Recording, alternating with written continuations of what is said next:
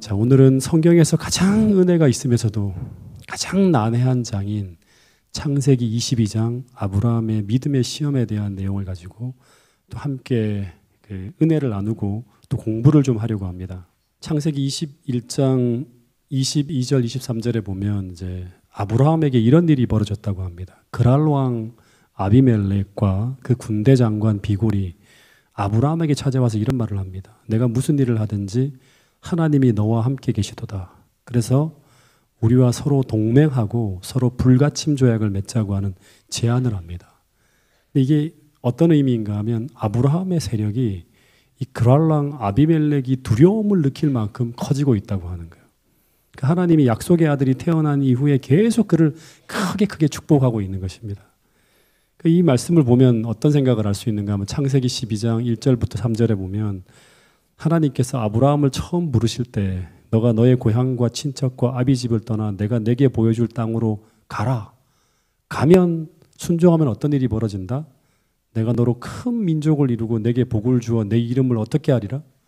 창대케 하리라. 너는 복이 될지라는 약속을 해주셨습니다. 다시 말해 하나님께서 아브라함의 이름을 창대케 할 정도로 그렇게 크게 축복하실 것을 약속했는데 근데 그 축복의 이유는 무엇인가 하면 땅의 모든 족속이 너로 말미암아 복을 얻게 하기 위해서입니다. 근데 지금 그 약속이 막 성취되고 있는 것처럼 보이는 게 21장 내용입니다. 이 부조와 선지자에 보면 이런 기록이 있습니다. 이 말씀을 같이 한번 읽어볼까요? 시작.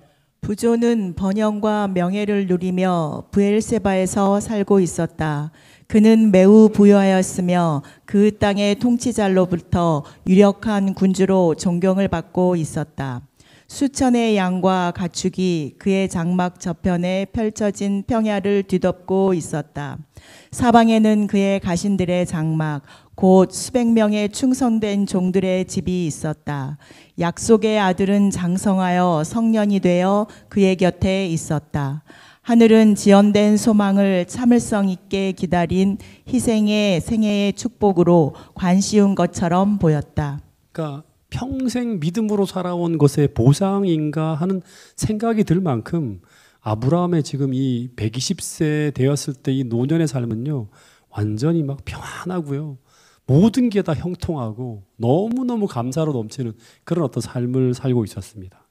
근데 이런 엄청난 번영을 누리며 정말 행복하게 살아가고 있을 그때 창세기 22장 바로 그 다음 장이죠. 1절 2절에 보면 이 일 후에 하나님이 아브라함에게 나타나서 이런 말씀을 하셨다고 합니다. 근데 이 말씀은 마치 아브라함의 모든 번영을 이 한 명령으로 다 걷어가는 것 같은 그런 어떤 시험이 닥쳐온 거예요. 네. 근데 여기 보면 이 일 후에 하나님이 아브라함을 시험하려고 하죠. 여러분 시험하려고 이런 명령을 내렸다고 하는데 시험이라고 하는 게 뭐죠? 뭔가를 확인하고 알아보기 위해서 이렇게 하는 거예요. 근데 하나님이 이런 시험을 많이 하세요. 출애굽기 16장 4절에도 보면 하나님은 이스라엘 백성들에게 만나를 통해 그들을 시험하셨는데 그 이유는 그들이 내 율법을 준행하나 아니하나 확인하기 하기 위해서. 신명기 8장 2절에서도 너를 낮추시며 너를 시험하사 내 마음이 어떠한지 그 명령을 지키는지 안 지키는지 알기 위해서 그들을 광야 40년 동안 계속 시험했다고 합니다. 역대하 32장 31절에도 히스기야의 심중에 있는 것을 알고자 하나님께서 시험하셨다고 하는 거예요. 그래서 하나님이 시험하시는 것은 뭔가 우리 속에 담겨 있는 것을 딱 드러내는 거예요. 이 시험을 통해 드러내서 공개할 목적을 가지고 시험을 하는 거예요. 그러면 이제 확인해야 될 게 뭐냐 그러면 하나님이 이 시점에서 이 시험을 통해서 아브라함의 속에 무엇을 확인하려고 했을까 하는 겁니다. 네. 여러분 아세요? 뭘 확인하려고 한 거죠? 욥기서를 보면 사단은 신실하게 살아가는 욥의 믿음에 대해 계속 의혹을 제기합니다. 그 믿음을 확인하기 위해서 시험을 해야 된다고 하는 주장을 합니다. 그러면서 욥에게 시험이 찾아오죠. 근데 계시록 12장에 보면 사단은 욥뿐만 아니라 모든 하나님 백성을 욥처럼 참소하고 있어요. 그렇게 본다면 마찬가지로 사단은 아브라함에게도 그의 과거 행위를 들어서 그의 믿음에 대한 의문을 끊임없이 제기하면서 그가 하나님께 속한 사람이 아니라 자기에게 속한 사람이라고 하면서 계속 참소했을 거예요. 이 사단이 아브라함을 참소하는 그 근거는 무엇인가 하면 과거 그가 그랄왕 아비멜렉 앞에서 또 애굽에서 어떻게 아주 자신의 아내를 누이라고 속이는 그 연약한 모습과 그리고 하갈을 통해서 불법적으로 이스마엘을 태어나게 한 모습, 이런 과거 행적 하나하나를 들면서 하나님께서 아브라함을 축복하시고 은혜 베푸심에 대해서 문제가 있다고 하는 것을 주장하는 거예요. 그렇다면 자기에게도 은혜를 베풀어야 된다고 하는 거죠. 다시 말해서 아브라함은 하나님이 아니라 자신에게 속한 존재라고 하는 주장을 계속 펼치고 있었을 거예요. 그래서 하나님은 이런 사단의 주장을 반박하며 그렇지 않다는 주장을 하시려면 그 근거를 보여주어야 되는데, 그래서 하나님은 아브라함의 믿음을 시험하는 이 시험을 허락하신 거예요. 부조와 선지자에 보면 이런 기록이 있습니다. 그러나 그의 믿음은 완전하지 못하였다. 그는 사라가 자신의 아내라는 사실을 감춤으로 또 하갈과 결혼함으로 하나님께 대한 불신을 나타내었다.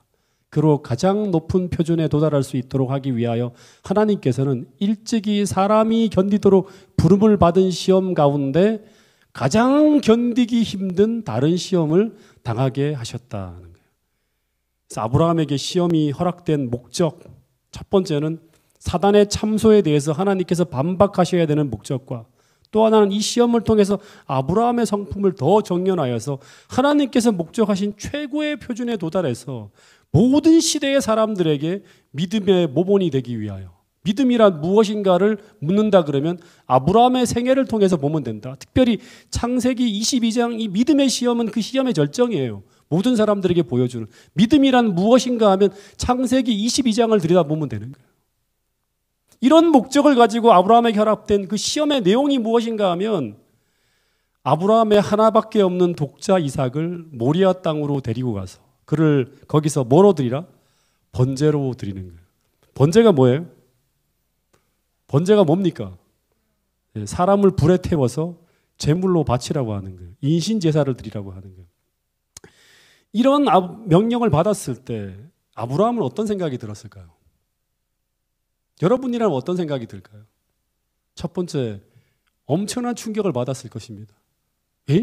하나님이 나에게 이런 명령을 내려? 아마 벌벌 떨렸을 것입니다. 두 번째는 이런 의문이 들었을 거예요. 살인을 금한 하나님께서 왜 이런 명령을 내리셨을까? 의문이 생기죠. 두 번째는 이 아들을 하나님께 드리면 그러면 하나님께서 이 아들을 통해 별과 같이 많은 민족을 이루어 주시겠다는 그 약속은 어떻게 되어지는가? 의문이 생깁니다. 이 명령은 앞뒤가 맞지 않는 모순 같은 명령이었습니다. 근데 순종했다고 하는 거거든요. 여기서 여러분 많은 생각을 해야 됩니다. 믿음에 대해서. 그리고 이 아들을 하나님께 드리면 나와 내 아내는 어떻게 살라는 말인가? 근데 하나님은 여기에 대한 어떤 설명도 하지 않으셨어요. 창세기 22장에 보면 왜 이삭을 바쳐야 되는지, 더하여 이전에 주신 그 약속은 어떻게 이루어지는지 어떤 설명도 주어지지 않았다고 하는 것입니다. 근데 아브라함은 의심과 고민 중에 이 주어진 명령의 확실성을 알고자 이전에 결코 그같이 해본 적이 없는 간절한 기도를 하나님께 드렸다고 합니다. 그러니까 생애 가장 간절한 기도를 창세기 22장에 드렸습니다. 기도를 할 때마다 그의 귀에 생생히 들려온 음성은 뭐냐 그러면 내 아들, 내 사랑하는 독자 이삭을 내가 지시한 곳으로 데리고 가서 그곳에서 번제를 드리라고 이 하나님의 명령만이 그의 귀에 쟁쟁히 들려오고 있었다고. 그러니까 이 명령은 뭐냐 그러면 이전에 50년 동안 쭉 들어왔던 그 하나님의 음성이었다고 하는 것입니다. 똑같은 명령이 음성이 들려오는 거예요. 그러면 이제 이 명령 앞에 순종하는 길만 남았는데, 근데 문제는 현실적으로 이 순종이라는 것이 이 상황에서 가능한가 하는 것입니다. 명령은 분명히 맞는데 여기에 내가 순종하는 것이 가능한가 하는 거예요. 여기서 우리가 하나 생각해 볼 수 있는 것이 믿음과 현실이라고 하는 거예요. 우리가 그리스도인으로 살아가다 보면 끊임없이 현실과 하나님의 말씀 사이에서 벌어지는 이 선택의 갈등 속에서 한 편을 선택해야 되는 자리에 서게 됩니다. 현실을 쫓아갈 것인지 말씀을 쫓아가실 것인지를 선택해야 돼요. 제가 수많은 사람들을 만날 때마다 목사님 말씀은 그렇지만 현실은 달라요. 이런 얘기들을 수도 없이 합니다. 많은 사람들이. 여러분 목사님 내 상황 속에 들어와 보셨어요? 다릅니다라고 하는 거예요. 어떻게 그게 가능한가 하는 거예요.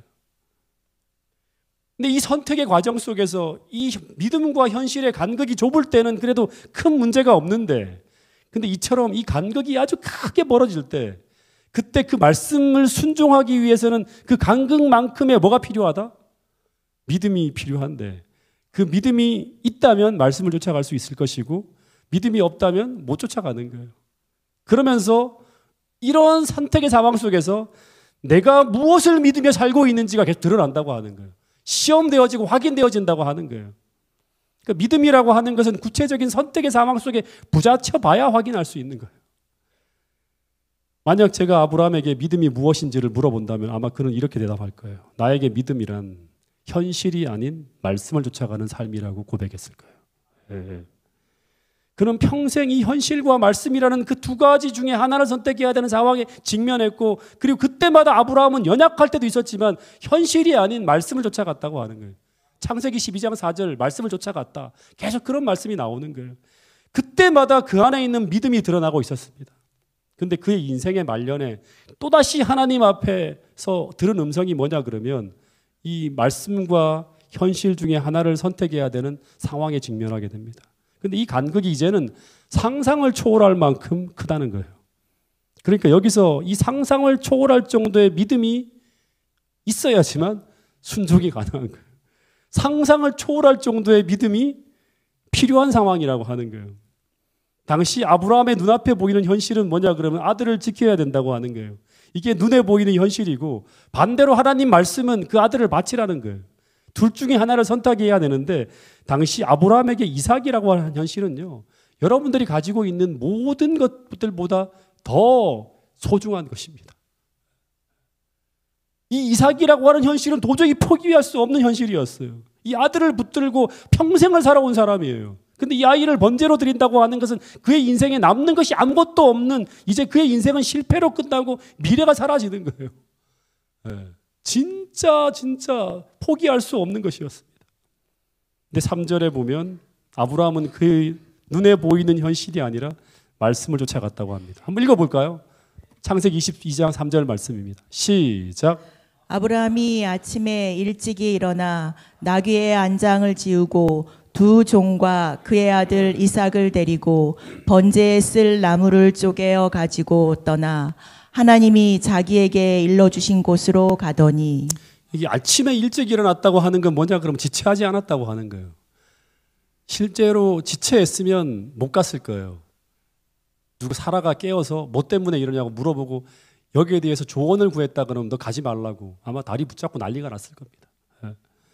다시 말해서 힘들고 고민되고 죽을 것 같지만 그런 말씀을 붙들고 가고 있었어요. 다시 말해 장작을 패고 불을 챙기고 나귀를 챙기고 아이를 깨우면서 그가 순종해야 될 그곳, 그에게 들려온 그 말씀이 지시하신 그곳을 향해서 그는 멈추지 않고 계속 움직이고 있었다고 하는 것입니다. 이것이 바로 믿음의 조상 아브라함이 우리에게 보여주는 믿음의 모습입니다. 그러면서 이 시험을 통해서 아브라함의 속에 있는 것이 막 공개되어지고 있었는데 근데 이 모습은 이전에는 보지 못했던 아브라함의 모습입니다. 당시 아브라함의 가신들 또 이삭조차도 심지어 가장 가까이 있었던 리브가조차도 아브라함의 믿음이 이 정도인지는 몰랐을 거예요. 다시 말해 이 시험이 아니었으면 도저히 볼 수 없는 아브라함의 믿음의 모습이 세상에 공개되어지고 있었다고 하는 것입니다. 그가 얼마나 진실하고 얼마나 순수한 믿음을 가지고 하나님을 섬기고 있었는지 이 시험을 통해서 찬란하게 드러나면서 그러면서 사단의 주장은 완전히 논박되어집니다. 그래서 이 시험은요 일종의 아브라함에게 야곱의 환난과 같은 것일 수도 있습니다. 여러분 그래서 제가 하나 깨닫게 되는 게 뭐냐 그러면 야곱의 환난이 허락되어지는 이유는 그 가혹한 시험을 통해서 가장 찬란하게 그 속에 있는 그 믿음을 드러내는 것이 목적이에요. 성도들의 인내가 여기 있나니 여기 진짜 믿음이 있어. 저희는 하나님의 계명과 예수의 믿음을 가지고 하나님께 속한 자임을 온 세상에 가장 찬란하게 증거한다고 하는 것입니다. 그래서 야곱의 환난이라고 하는 것은 인간적으로 도저히 순종할 수 없는 현실 속에서 인간적으로 도저히 인지할 수 없는 곳에서 인내하며 말씀을 쫓아가는 것입니다. 근데 거기서 하나님 백성들의 믿음이 찬란하게 드러나는 것입니다. 그러면 이제 중요한 게 오늘 우리는 어떻게 이 믿음을 배울 수 있을까 하는 거예요. 오늘 아브라함의 모습을 통해서 배울 수 있기를 바랍니다.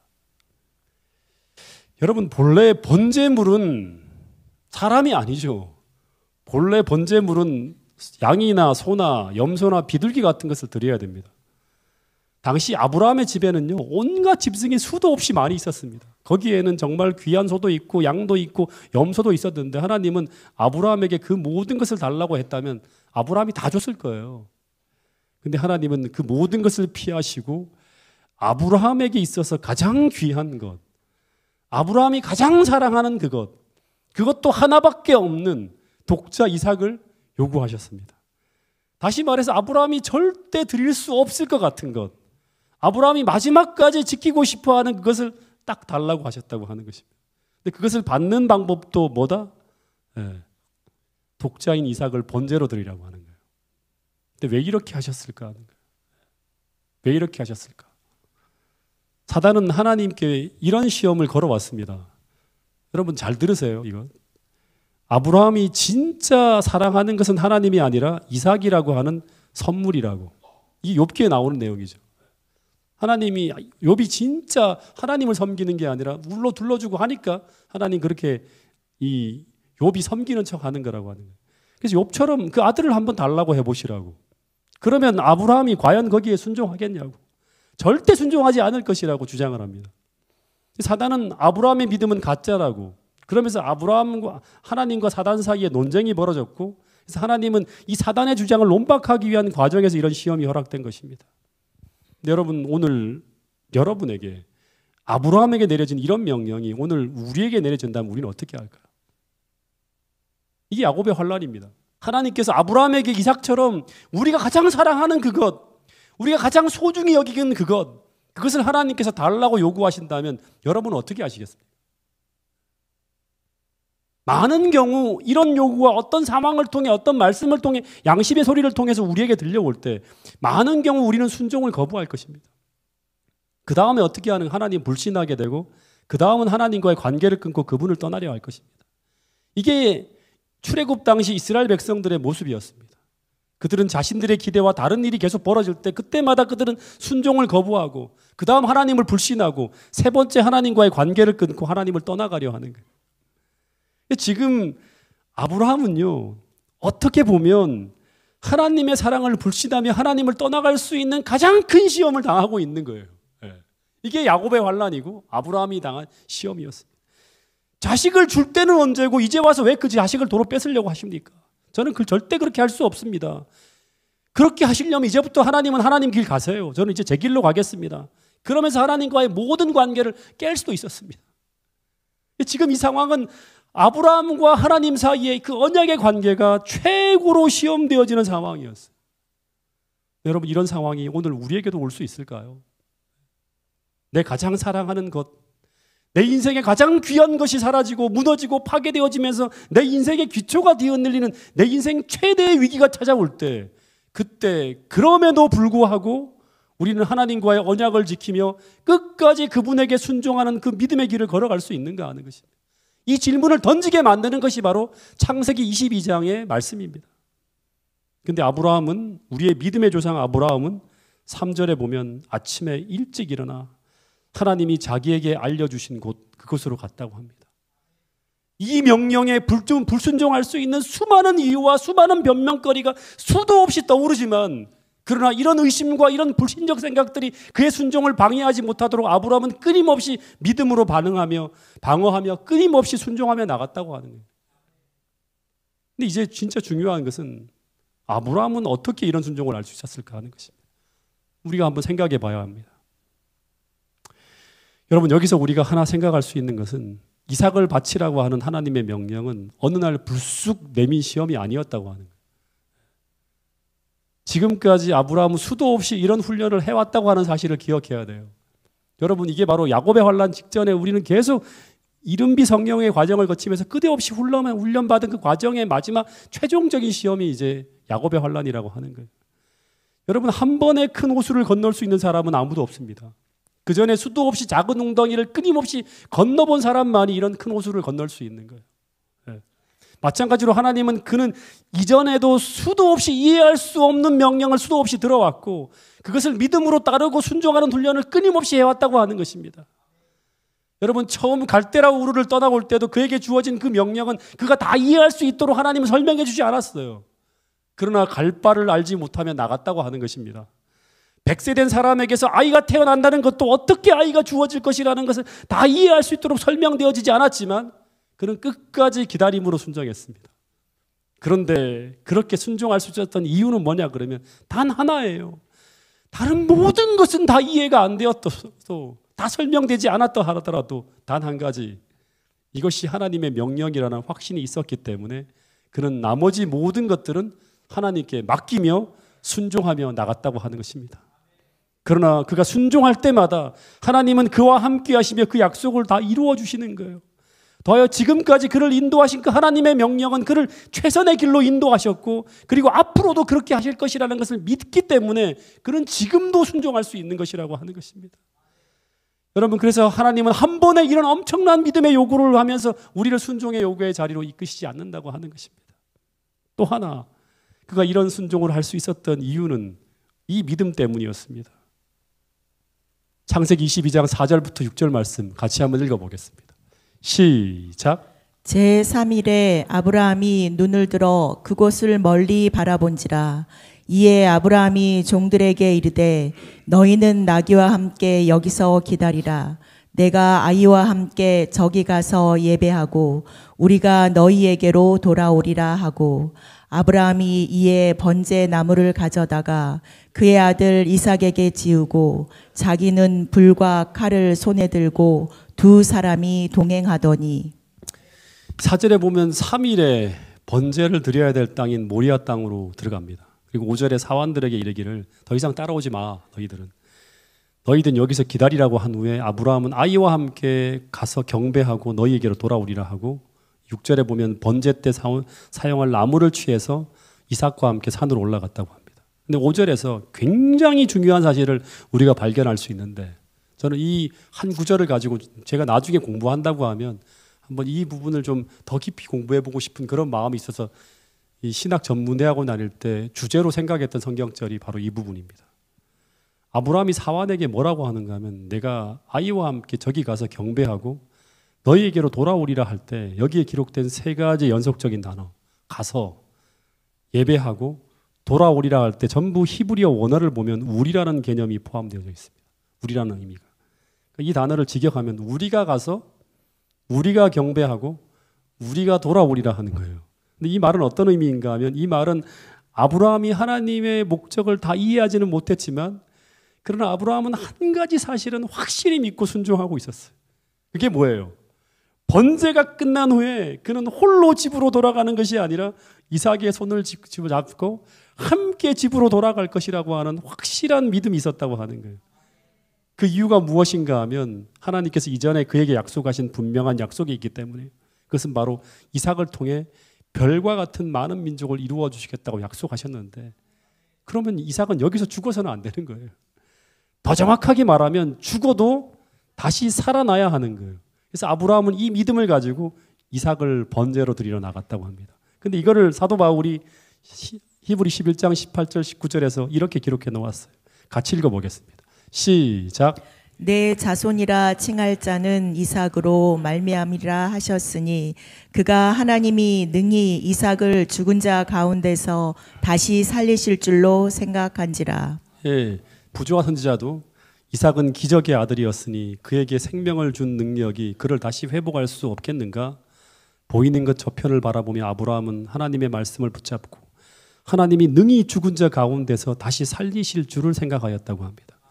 그리고 로마서 4장 17절, 제가 가장 좋아하는 성경절입니다. 예, 아브라함은 이런 하나님을 믿었대요. 기록된 바 내가 너를 많은 민족의 조상으로, 조상이 뭐예요? 모델이라고 하는 거예요. 세웠다 하신 것 같으니 그가 믿은 바 하나님은 죽은 자를 살리시며 없는 것을 있는 것으로 부르시느니라. 아브라함이 없는 것, 전혀 아이가 나올 수 없는데 그 아이가 생겼잖아요. 그걸 있는 것처럼 부르실 수 있는 분이고, 이삭이 죽는다 하더라도 다시 살릴 수 있는 그런 능력을 가진 분이라는 걸 믿었다고 하는 거예요. 근데 이 믿음은 언제 사용해야 되는가? 이해할 수 없는 상황이 일어날 때예요. 내가 믿음으로 살아가는데 내 가장 소중한 것을 잃어버리는 상황이 벌어질 때, 내가 하나님을 잘 섬기고 있는데 모든 것이 무너지고 다 좌절되는 상황이 벌어질 때, 그때 우리는 아브라함이 믿은 바 그 하나님을 우리도 붙들어야 되는 거예요. 여러분, 어떤 사람은 믿음을 가지면 모든 것이 술술 잘 풀리고 믿음이 우리를 언제나 축복으로 이끈다고 말합니다. 근데 그 말은 틀린 것입니다. 왜냐하면 믿음은 성공을 목표로 하는 것이 아니기 때문이에요. 믿음은 모든 것이 잘 되는 것이 아니라 그리스도를 따라가는 것이 목표이고 그분의 말씀에 순종하는 것이 목표예요. 이게 아브라함의 삶을 통해서 우리에게 보여주는 굉장히 중요한 교훈입니다. 예. 아브라함이 번영하는 갈대아 우르를 떠난 것도 수많은 물질과 풍요로 대부분의 가족들이 눌러앉은 그 곡창지대인 하란을 떠난 것도 롯과의 갈등 속에서 소돔을 포기한 것도 그가 전부 추구하는 것이 이 땅이 아니었다고 하는 것을 말해주고 있는 것입니다. 더하여 백세에 태어난 이삭은 아브라함에게 있어서 그의 성공과 번영의 상징물이었습니다. 왜냐하면 하나님은 그 이삭을 통해서 아브라함의 후손을 별과 같이 많아지게 하시리라는 약속을 주셨기 때문이에요. 근데 하나님께서 그것을 아브라함 앞에 번제로 드리라고 했을 때 그는 그것을 어떻게 했다? 하나님 앞에 내려놓고 하나님 말씀을 따라갔다고 하는 것입니다. 이것이 바로 신앙이고 이것이 바로 믿음의 조상 아브라함이 우리에게 보여주고 있는 참 믿음의 모습이라고 하는 것입니다. 여러분, 하나님은 오늘 우리에게도 이런 질문을 하실 수 있습니다. 그것은 바로 우리의 모든 미래와 성공과 번영과 우리의 모든 꿈과 소망을 하나님 말씀 안에 제한할 수 있는가라는 질문입니다. 여러분, 창세기는 자주 말씀드리지만 미래 출애굽을 통해서 광야를 여행할 이스라엘 백성들을 위해 쓰여진 책입니다. 근데 하나님은 출애굽 당시 이스라엘 백성들에게 이 창세기를 통해서 아브라함의 신앙을 아주 크게 클로즈업해서 보여주고 있었는데, 근데 그 이유가 무엇 때문인가 하면 당시 광야를 여행하는 이스라엘 백성들은 신앙이 어떤 것인지 거의 본 적이 없는 사람들이에요. 다 우상숭배에 빠져 살아가는 사람들이었어요. 근데 그들에게 광야 길을 걸어가는데 신앙은 그저 땡볕에 끊임없이 걷는 것이었습니다. 그래서 매 순간 입에서 욕이 나오고 불평이 나올 수도 있었습니다. 근데 모세는 이들 앞에서 진짜 신앙이라는 것은 이런 것이다라고 말하며 아브라함의 신앙을 믿음의 모델로 쫙 보여주는 거예요. 근데 아브라함이 보여주고 있는 신앙이란 어떤 것인가 하면 그것은 말도 안 되는, 정말 이해가 전혀 안 되는 상황으로 하나님 말씀이 우리를 인도하실 때 끝까지 말씀 앞에 자신을 복종시키며 순종하는 것, 이것이 아브라함이 당시 이스라엘 백성들에게 그리고 오늘 우리에게 보여주고 있는 믿음의 모습입니다. 오래전에 어떤 교회에 한 집사님을 저는 알고 있습니다. 이분은 정말 그 교회에서 모든 사람이 신실하게 신앙하는 분이라고 하면서 이구동성으로 말하던 분이었습니다. 근데 그분의 아들의 사업이 위기에 닥쳤어요.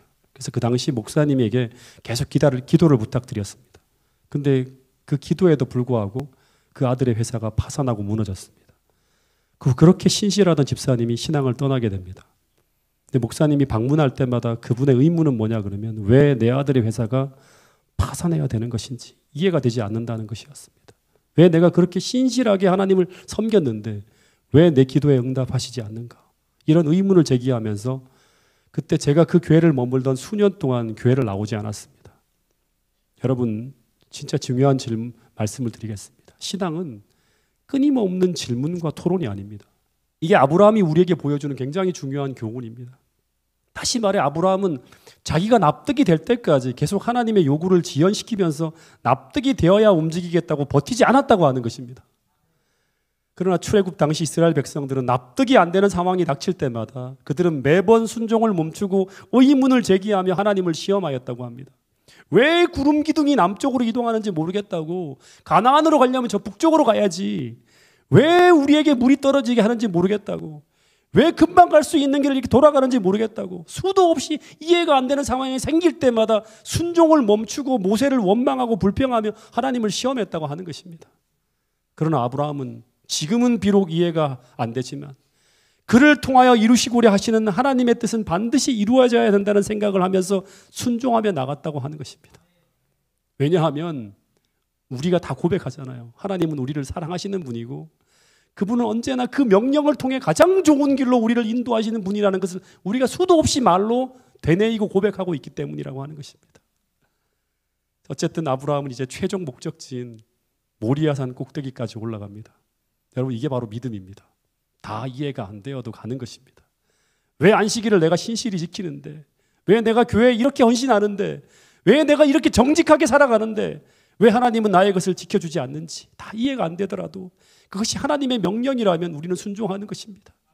왜냐하면 우리는 하나님이 나를 인도하시는 그 길은 다 모르지만 그러나 우리는 나를 인도하시는 그 하나님이 사랑이라고 하는 사실은 믿기 때문입니다.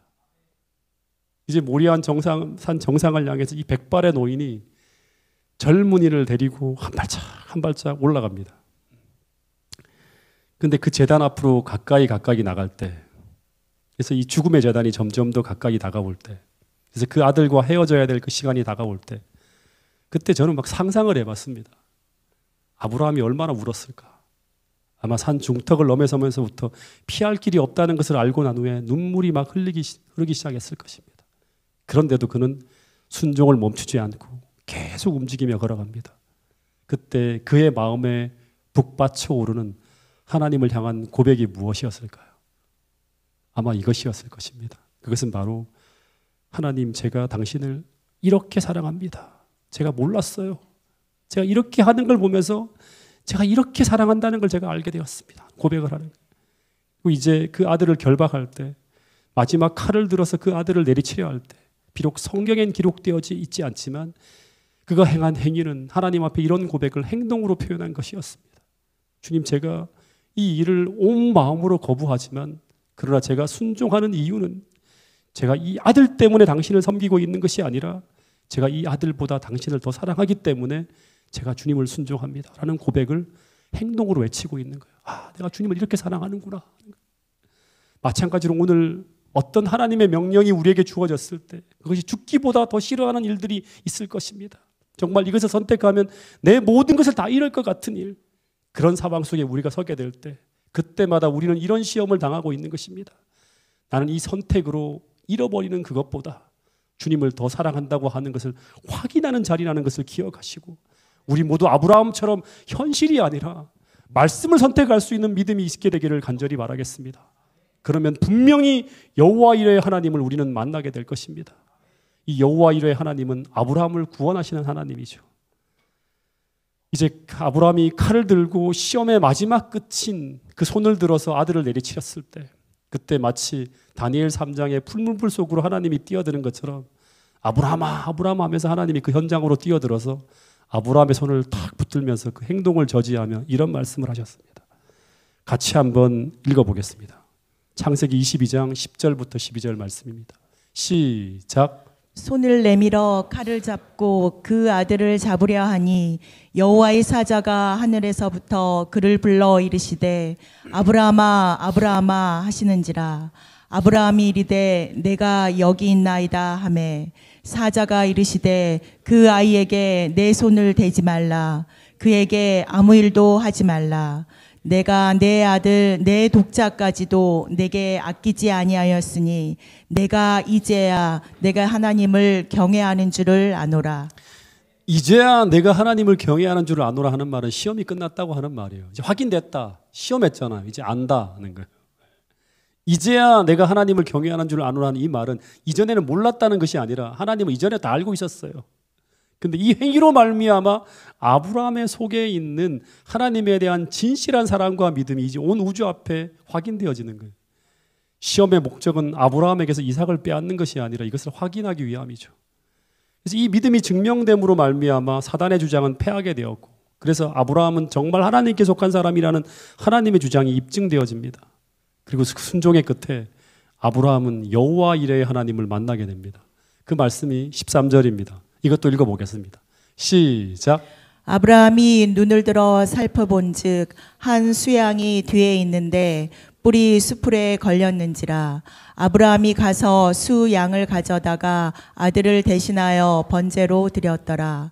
아브라함이 그 땅 이름을 여호와 이레라 하였으므로 오늘까지 사람들이 이르기를 여호와의 산에서 준비되리라 하더라. 여러분, 이 아브라함이 만난 이 여호와 이레 하나님을 여러분 아브라함만이 아니라 오늘 우리도 만나야 됩니다. 끝없이 순종하며 나가면서 이해할 수 없는 그 상황이지만 끝에 하나님의 구원이 나타나는 이런 어떤 그 장면들을 끝없이 경험하면서 우리는 나가야 돼요. 여러분, 우리 모두 믿음의 조상인 아브라함의 믿음을 본받게 되기를 간절히 바라겠습니다. 순종의 끝에서 만나게 되는 이 여호와 일의 하나님을 우리 모두가 매일의 삶 속에서 우리 인생의 수많은 궁지 속에서 만나야지만 우리는 마침내 야곱의 환난을 통해서도 우리는 끝까지 순종의 길을 걸어갈 수 있게 되는 것입니다. 그리고 우리 모두도 아브라함 같은 이런 사랑의 고백을 믿음의 선택의 순간마다 삶으로 드리게 되는 모든 성도들이 될 수 있기를 간절히 바라겠습니다. 입만이 아니라 진짜 삶으로 하나님, 제가 이 헌신을 통해서 제가 주님을 사랑하는 것이 이 정도인지 몰랐습니다. 알게 해주셔서 감사합니다라고 하는 그런 기쁨과 은혜가 충만한 그런 삶이 모든 성도들의 삶이 될 수 있기를 간절히 바라면서 오늘 말씀을 줄이도록 하겠습니다.